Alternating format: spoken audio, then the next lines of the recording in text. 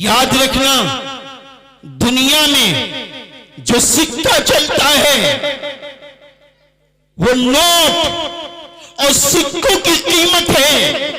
अल्लाह के वहां जिस चीज की कीमत है वो ईमान की कीमत है। आप देखिए अल्लाह ताला ने क्या फरमाया, वला तहीनु वला तहज़नु व अंतुमुल आलऊन इन कुंतुम मुमिनीन। और हिम्मत मत हारो और गम मत करो, और तुम ही बुलंद होगे अगर तुम मोमिन होगे। अगर तुम मोमिन होगे, याद रखना अल्लाह ताला का बुलंदी का जो वादा है वो ईमान वालों के साथ है।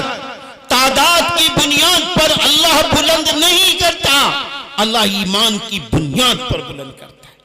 अल्लाह तक़वे की बुनियाद पर बुलंद करता है, अल्लाह इखलास की बुनियाद पर बुलंद करता है। और जब ये ईमान वाला आखिरत में पहुंचेगा तो वहां भी बुलंद हो जाएगा।